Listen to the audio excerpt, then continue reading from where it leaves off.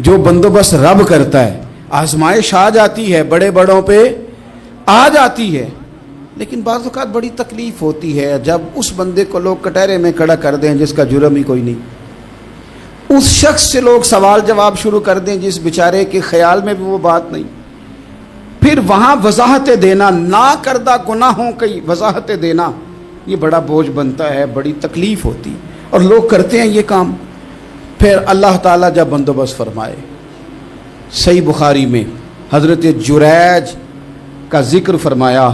جریج نفل پڑھ رہے تھے, ماں نے آواز دی, وہ آ نہیں سکے, نماز میں تھے, ماں ناراض ہو گئی. اس نے ہاتھ اٹھا کے کہا اللہ یہ اتنی دیر تک مرے نہ جب تک کسی بری عورت کا منہ نہ دیکھ لے.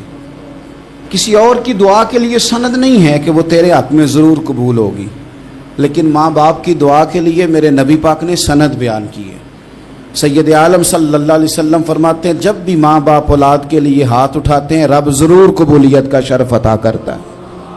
تو جہاں سند موجود ہے نا, کچھ افتتاح ابا جی سے بھی کرا لینے چاہیے, کچھ کام شروع کرنے سے پہلے صرف اماں سے ہی دعا کرا لینی چاہیے. یہ والا افتتاح بھی بڑے کام کا ہے کیونکہ یہاں سند بیان کر دیا میرے نبی کریم. تو جناب جریج کی ماں ناراض ہو گئی, کہنے لگی اللہ اس نے میری بات نہیں سنی. اب تھے تو وہ نیک, لیکن رب کریم کی حکمت کا تقاضا ہے, ماں کی دعا کو بھی قبول کرنا تھا. اللہ نے آزمائش میں مبتلا کر دیا. والدہ تو چلی گئیں, وہ ایک خیمے میں, ایک کٹیا میں, ایک جھونپڑی میں عبادت کرتے تھے, اللہ کو یاد کرتے تھے, رب رب کرتے تھے, اور لوگ ان کی بڑی تعریف بھی کرتے تھے. لوگ ان کے ارادت مند بھی تھے, عقیدت مند بھی تھے, اہل محبت بھی تھے. ایک عورت آ گئی, بس وہ اللہ کی حکمت پوری ہونی تھی. اس نے آ کے پہلے تو انہیں اپنی طرف مائل کرنا چاہا, جب نہ مائل ہوئے تو الزام لگا دیا. یہ ہمارے دور کا تقاضا ہے, لوگ پہلے آپ کو اپنے حق میں قائل کرتے ہیں, اپنی فرما برداری میں لانا چاہتے ہیں. اگر آپ نہیں آتے تو پھر وہ آپ کو مجرم قرار دے دیتے ہیں, یا میرے ساتھ چل ورنہ پھر میں تیرے خلاف پراپوگنڈا کروں گا. دو ہی باتیں. پہلے اس نے قائل کیا, جب جناب جنید قائل نہ ہوئے تو اس نے قریب ایک چرواہا تھا, اس چرواہے کے ساتھ جا کے منہ کالا کیا.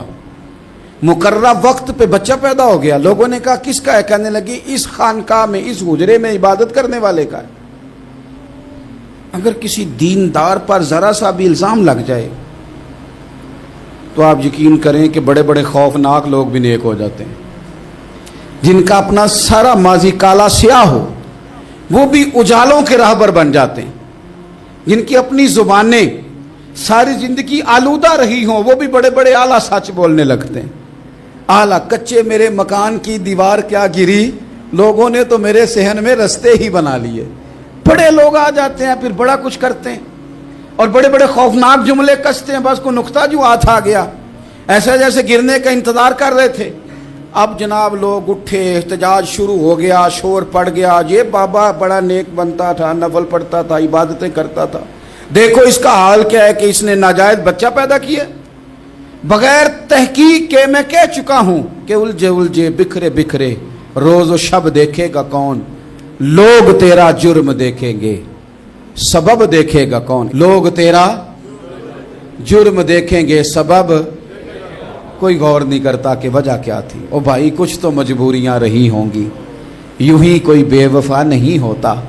الزام لگا دیا, شور ہوا, احتجاج ہوا, دنیا اکٹھی ہوئی, ان کا انہوں نے حجرہ گرا دیا, مارا بھی, پیٹا بھی, ایک نیک آدمی کو بدنام بھی کیا, برا بھلا بھی کہا, گالیاں بھی دیں, جو کر سکتے تھے کیا.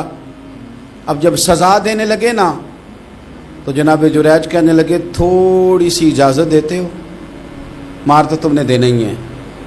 کہا جناب ٹھیک ہے دیتے ہیں. انہوں نے کہا صرف 2 نفل پڑھنے ہیں. اب وہ نفل پڑھ رہے تھے تو لوگ اس وقت بھی کہہ رہے تھے فراڈ ہی کر رہا ہے, دھوکہ ہی دے رہا ہے. چونکہ ذہن بن گیا نا, بدگمانی آ گئی. انہوں نے 2 نفل پڑھ کے ہاتھ اٹھائے, کہا اللہ جانا تو میں نے ہے, پر اس رسوائی کے ساتھ جنازے تک نہیں خراب ہو جاتے, قبریں تک نہیں لوگ بدنام کر دیتے. کہ اللہ جانا تو ہے, پھر اس رسوائی کے ساتھ تو میری مدد فرما.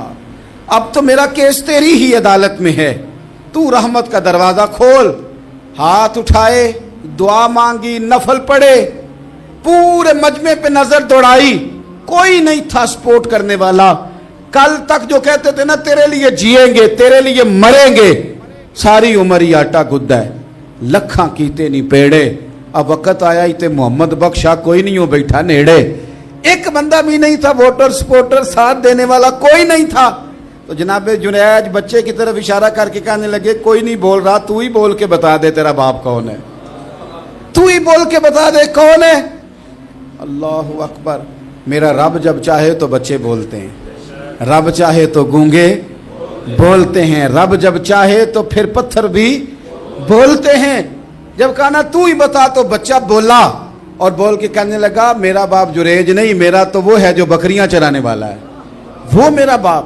جب رب کریم نے توفیق دی تو بچہ بول پڑا. جب رب بندوبست کرتا ہے کسی کی عزت کی حفاظت کا تو پھر کوئی اسے رسوا کر سکتا. یاد رکھنا جب رب محافظ ہو تو پھر لوگوں کا پراپوگنڈا وہاں کچھ کر سکتا. لوگ کئی دفعہ بڑا گہرا جال بنتے ہیں، سازش کا رنگ بڑا گہرا ہوتا ہے، عام سادے آدمی اس کو سمجھ نہیں پاتے، اس پراپوگنڈے کا حصہ ہو جاتے ہیں، انہیں پتہ ہی نہیں چلتا یہ بات دراصل کیا کی جا رہی ہے. یہ کتنی گہری حسد کی آگ ہے جس کو لوگ بغض کے ساتھ ہوا دے رہے ہیں، اپنی عداوت کے ساتھ اس کو زیادہ جلا رہے ہیں. حضرت سیدنا عائشہ صدیقہ رضی اللہ تعالیٰ عنہ بیان کرتی ہیں، اور لطف کی بات یہ بھی بخاری میں موجود ہے. میں نے جناب جنید کا قصہ عرض کیا تو بخاری سے، یہ عرض کر رہا ہوں تو بخاری سے. یہ واقعہ میں حضور کی امت کے کسی ولی کا بیان کرتا تو لوگوں نے کہنا تھا ہماری سمجھ میں ہی نہیں آتا. بعض لوگوں کا خیال ہے کہ داتا صاحب کی کرامت بھی نبی پاک کی بیان کریں.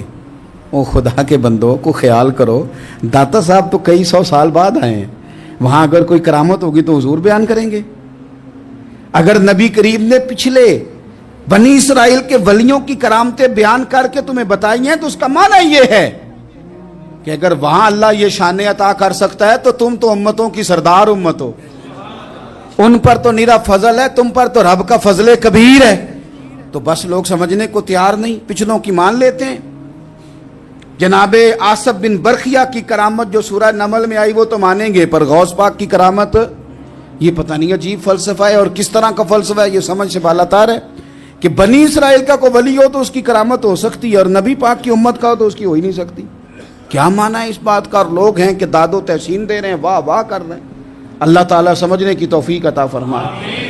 حضرت عائشہ صدیقہ رضی اللہ تعالیٰ عنہ فرماتی ہیں ایک عورت تھی اور اسے نبی پاک صلی اللہ تعالیٰ علیہ وسلم نے وہ کلمہ پڑھ کے مسلمان ہوئی، مدینہ طیبہ آ گئی تو حضور نے مسجد نبوی شریف میں اس کے لیے مکان، ایک سادہ سا کمرہ ساتھ مسجد کے بنوا دیا، وہیں رہنے لگی.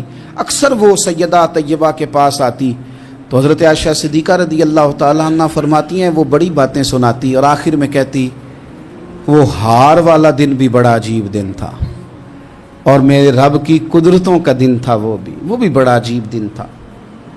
سیدہ عائشہ صدیقہ رضی اللہ تعالیٰ عنہ ایک دن فرمانے لگی کہ تو ہار والے دن کا بڑا ذکر کرتی ہے، وہ کیا دن تھا؟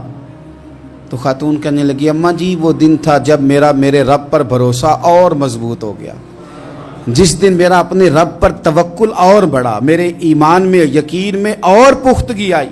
کہنے لگی میں ایک گھر کی کنیز تھی، نوکرانی تھی، اس گھر میں ایک بچی تھی جس کے پاس سونے چاندی ہیرے جواہرات کا ہار تھا. اس زمانے میں نا چمڑے کے اوپر لوگ ہیرے جواہرات لگاتے تھے، کئی دفعہ سرخ رنگ کے چمڑے پہ لگائے جاتے تھے.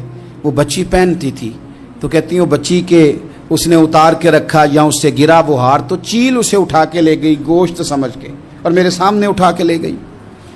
گھر والوں نے مجھ سے پوچھا، یہ بخاری میں موجود ہے، گھر والوں نے پوچھا مجھ سے کہ وہ ہار کہاں ہے تو میں نے کہا چیل اٹھا کے لے گئی. گھر میں کچھ چوری ہو جائے تو سب سے پہلا الزام کس پہ لگتا ہے؟ ملازمین پہ. کہتے انہوں نے مجھے بڑا مارا، بڑی تکلیف تھی، حتیٰ کہ میری شرمگاہ تک کی تلاشی لی، میری عزت اتنی خراب کی میں بتا نہیں سکتی.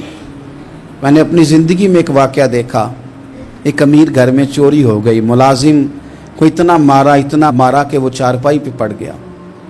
پولیس والوں سے اتنی مار پروائی گئی کہ وہ بیچارہ چارپائی پہ پڑ گیا اور پھر وہ اتنا بیمار ہوا اور کچھ دنوں کے بعد پتہ چل گیا کہ چور تو اپنا بیٹا ہے ان کا. پھر اس کا انتقال ہو گیا. اب وہ سیٹھ صاحب اور گھر والے آ کے نا مرنے والے کے کان میں معافیاں مانگ رہے ہیں، کان میں. تو میں نے ان سے پھر کہا تھا کہ یہ تو اب چلا گیا ہے، تمہارا زور چلتا تھا نا، تو تم نے قانون خریدا اور تم نے اسے جتنا ہو سکا تم نے اسے مار پڑوائی، تمہارے پاس جو عدالتیں تھیں تم نے وہاں کارروائی کی، اب ایک عدالت قیامت کے دن لگے گی۔ یہ کمزور تھا نا، کچھ کر نہیں سکا۔ میرے نبی پاک صلی اللہ علیہ وسلم نے فرمایا سن لو، اگر سینگ والی بکری نے بغیر سینگ والی بکری کو تکلیف دی ہوگی نا تو قیامت کے دن اسے بھی بدلہ دینا پڑے گا کہ تیرے پاس سینگ تھے اور تو نے اسے مارا تھا۔ وہ خاتون عرض کرتی ہے سیدہ عائشہ کی خدمت میں کہ مجھے بڑا مارا، مجھے تکلیف دی، میں کہہ رہی تھی کہ میرے سامنے چیل لے گئی ہے پر وہ نہیں مان رہے تھے، اماں جی انہوں نے مجھے بڑا مارا۔ حضرت عائشہ صدیقہ کہتی ہیں پھر کیا ہوا؟ کہنے لگی اماں جی جب کوئی میرا مددگار نہ رہا، مجھے تکلیف دے رہے تھے، رسوا کر رہے تھے، تو میں نے اپنے رب سے مدد چاہی، میرے رب کی طرف میں نے توجہ کی، میں نے کہا مالک اب تو ہی میرا مددگار ہے۔ کہتی ہے وہ مجھے مار رہے تھے تو وہ چیل جو ہار لے گئی تھی وہی لے کے واپس آ گئی، اور ہمارے سروں کے قریب لا کے اس نے جب اس ہار کو پھینکا وہ مجھے چھوڑ کے سائیڈ پہ ہوئے، وہ میری بے گناہی جان گئے، لیکن آپ کو بتاؤں اس دن سے میرا اپنے رب پر یقین اور بڑھ گیا۔ مجھے سمجھ آ گئی کہ جب انسان پورا ٹوٹ جاتا ہے اور جب کوئی چاروں جانب اس کا مددگار نہیں ہوتا تو رب تو ہوتا ہے نا، اللہ تو اس کا مددگار ہوتا ہے نا، وہ تو پھر اپنے اس بندے کی مدد کرتا ہے نا، پھر وہ تو توانائی دیتا ہے نا، وہ تنہا نہیں چھوڑتا، وہ تو آنسوؤں والوں کے آنسوؤں پہ بڑا کرم فرماتا ہے، وہ تو قسم پرسی میں آ جاتا ہے، اس کی رحمت بڑھ کے استقبال کر لیتی۔ تو بھائی جب آپ پر اللہ کی حکمت کے تقاضے پورے ہونے لگیں اور زندگی میں کبھی کوئی ایسا وقت آئے کہ آپ محسوس کریں کہ تنہا رہ گئے ہیں اور کئی اپنے بھی مخالفین کی جماعت میں نظر آنے لگے ہیں، تو اس وقت پھر دل، روح، زبان اور ذہن کو یکجا کر کے سمجھ لینا کہ جب ساری دنیا ساتھ چھوڑ جاتی ہے تو رب کی رحمتیں اس وقت بھی ساتھ رہتی ہیں اور اللہ کی مدد اس وقت بھی بندے پہ کرم نوازی کرتی ہے۔ ایک اور حدیث سنیں، لطف کی بات یہ ہے یہ بھی بخاری میں ہے، یہ بھی واقعہ بخاری میں ہے۔ اللہ اکبر۔ ایک شخص نے نا ایک بندے سے قرض مانگا، اس نے کہا مجھے قرضہ دو، وہ کہنے لگا کہ کتنا قرضہ؟ اس نے کہا 1000 دینار۔ دینار سونے کا ہوتا تھا، درہم چاندی کا ہوتا تھا، 1000 دینار چاہیے۔ اس نے کہا کوئی گواہ ہے تیرے پاس؟ غریب کا گواہ بھی کوئی نہیں بنتا، کبھی الجھ جائے نا کوئی بندہ تو کئی اپنے بھی کہہ دیتے ہیں کہ ہم اس کے قول فعل کے ذمہ دار نہیں ہیں۔ ایک غریب آدمی کو قرض کی ضرورت پڑ گئی، 1000 دینار چاہیے۔ میں کہہ چکا ہوں کہ درہم چاندی کا ہوتا تھا، دینار سونے کا، اب 1000 دینار لینا ہے۔ تو جس بندے سے اس نے کہا، اگرچہ وہ نیک بندہ تھا، اس نے کہا یار 1000 دینار دے دو، تو کہنے لگا کوئی گواہ ہے تیرے پاس؟ وہ کہنے لگا غریبوں کا گواہ کون ہوتا ہے؟ ہاں ایک گواہ ہے۔ کہا کون؟ کہا میرا رب، وہ تیرے اور میرے بیچ گواہ ہے۔ اس نے کہا کوئی کفیل، اگر تو پیسے نہ دے سکے تو وہ بعد میں دے دے، یا تجھے کچھ ہو جائے تو وہ دے دے۔ اس نے کہا کفیل بھی میرا اللہ ہی ہے، میرے پاس اگر ہے تو رب کریم کا نام ہے، اگر اعتماد کر سکتا ہے تو کر لے۔ بندہ نیک تھا، اس نے کہا رب کے نام پہ، رب کی کفالت پہ، اللہ کو گواہ بنا کے میں تیار ہوں تجھے 1000 دینے کو۔ اس نے 1000 دینار دے دیا، وقت واپسی کا طے ہو گیا، وہ چلا گیا پیسے لے کے۔ اس نے پوری محنت کی کہ میں نے وقت پہ پیسے لوٹانے، پوری محنت بھی کر لی، اللہ نے مدد بھی کر دی، پیسے بھی اس تاریخ کو اسے مل گئے۔ بعض لوگوں کا تو لوٹانے کا دل ہی نہیں نہ ہوتا۔ فرمایا حدیث پاک میں کہ تو لوٹانے کا ارادہ کر، رب تیری مدد بھی فرمائے گا۔ لیکن یہاں بہت سارے لوگ کہتے ہیں خیر ہے، ارادہ ہی نہیں، تو پھر جس طرح کا بندے کا گمان ہو رب بھی اسی طرح کا معاملہ فرماتا ہے۔ اس نے پیسے جمع بھی کر لیے اور واپس دینے کو تیار بھی ہو گیا، لیکن رستہ بحری جہاز کا تھا، کشتی کا تھا، دریا کے رستے واپس آنا تھا۔ اب وہ جب آ گیا دریا کے کنارے تو بڑی کوشش کی پر وہاں اسے کوئی کشتی نہیں ملی۔ وقت پہ پیسے لوٹانے ہیں، سفر کرنا ہے، اب سواری میسر نہیں ہے۔ سوچ سوچ کے پریشان تھا کہ میں نے تو اللہ کے نام پہ لیے۔ اچانک دل میں ایک تجویز آئی، اس نے ایک لکڑی لی، لکڑی کو اندر سے کھولا، 1000 دینار اس میں بھرا۔ بخاری پڑھ رہا ہوں۔ اور ساتھ ایک خط بھی لکھا کہ یار میں پیسے پہنچانا چاہتا تھا پر مجھے کوئی چیز نہیں ملی دریا کے اس پار آنے، اللہ کے نام پر تیری طرف روانہ کر رہا ہوں۔ اور یہ کہہ کہ وہ لکڑی دریا میں رکھ دی، وہ لکڑی ڈوب گئی ہے، واپس آ گیا۔ وہ جس نے پیسے لینے تھے وہ عین مقررہ وقت پر دریا کنارے آیا، صبح سے سر شام تک اس نے انتظار کیا۔ دل ڈھلنے لگا تو دل میں خیال آ گیا کہ یار نہیں، اس نے دینے ہی نہیں، جھوٹا وعدہ کر گیا، پہنچا ہی نہیں وقت پہ۔ اب جب واپس لوٹنے لگا تو اچانک دریا میں ایک لکڑی تیرتی ہوئی دکھائی دی، کہنے لگا لے جاتا ہوں، شام کو روٹیاں پکانے کے کام آئے گی، ایندھن بنا کے جلا لوں گا، ہنڈیا پک جائے گی۔ لکڑی اٹھا کے جلانے کے لیے گھر لایا، گمان تھا کہ وہ نہیں آیا وعدہ کر کے، اللہ کو کفیل اور وکیل بنا کے اور گواہ بنا کے پھر بھی نہیں آیا۔ لکڑی لے کے گھر گیا، بخاری ہے، اور جب اس کو چیرا نہ کہ میں اس کی آگ جلاؤں گا، کھولا تو اندر سے 1000 دینار بھی نکل آیا، خط بھی نکل آیا۔ اب ذرا سمجھنا، اس کے دل میں بات کس نے ڈالی کہ تو لکڑی میں پیسے ڈال دے؟ اللہ نے۔ اس بندے کو مقررہ وقت پہ کنارے بھیجا کس نے؟ لکڑی صرف اسی کے ہاتھ آئی تو یہ بندوبست کیا کس نے؟ اللہ نے۔ گھر جا کے چیری تو پیسے بحفاظت اس تک پہنچائے کس نے؟ تو پھر ہمیں بھی توجہ اللہ کی جانب ہی کرنی چاہیے، ہمارے پہ دل کی توجہ رب کی طرف ہی ہونی چاہیے نا، ہمیں ادھر ادھر جانے کی، دیکھنے کی، بندوں پر غور کرنے کی ضرورت کیا ہے؟ وہ پیسے پہنچ گئے، یہ وہاں اپنی جگہ پہ پریشان تھا، اس نے 1000 دینار اور جمع کیا۔ پھر دوبارہ ایک دن دریا کنارے آیا، کشتی مل گئی، بیٹھ کے اپنے اس بھائی کے پاس آیا، کہنے لگا دیکھنا مجھ پر بدگمان نہ ہونا، پیسے اس تاریخ کو بھی جمع کر لیے تھے، دریا پہ آیا تھا پر کشتی نہیں ملی تھی، پھر میں نے نا لکڑی میں ڈال کے خط ڈال کے تیری طرف بھیج بھی دیے تھے، لیکن آج میں پھر لے کے آ گیا ہوں۔ وہ کہنے لگا خوش ہو جا، جس رب کو تو نے میرا اور اپنا گواہ بنایا تھا اس رب نے میرے تک پہنچا بھی دیے ہیں۔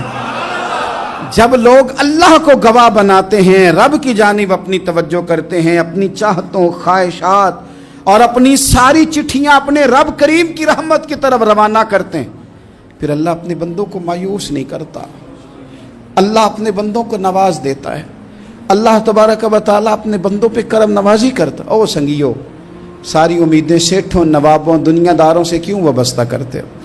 ساری توجہات کا مرکز کیوں ان لوگوں کو بناتے ہو جو تمہیں دنیا میں مضبوط نظر آتے ہیں؟ اپنی توجہات کا مرکز اپنے خدا کو بنائیے، اپنے مالک کی جانب اپنی ساری خواہشات کا رخ پھیر دیجئے، اپنی توجہات اپنے رب کی جانب کر لیجئے، وہ اپنے بندوں پہ بڑی کرم نوازی فرماتا ہے، وہ عزتوں کا بھی محافظ ہے، وہ پریشانیوں میں کرم نوازیاں فرمانے والا ہے، وہ ساتھ دینے والا ہے، وہ اس کی رحمت قریب آ کے بندے کو سہارا دیتی ہے، وہ اپنے فضل سے اپنے بندوں کی ہر مشکل میں دستگیری فرماتا ہے۔ اسیاں سے کبھی ہم نے کنارہ نہ کیا، اور تو نے بھی تو دل آزردہ ہمارا نہ کیا، ہم نے تو جہنم کی بہت کی تدبیر، پر مولا تیری رحمت نے گوارا نہ کیا۔ عدل کریں تے تھر تھر کمبن، اچیاں شانہ والے، تجھے تو فضل کریں تے بخشے جاون، میرے جے منہ کالے، آخر دعوایا ان الحمدللہ رب العالمین۔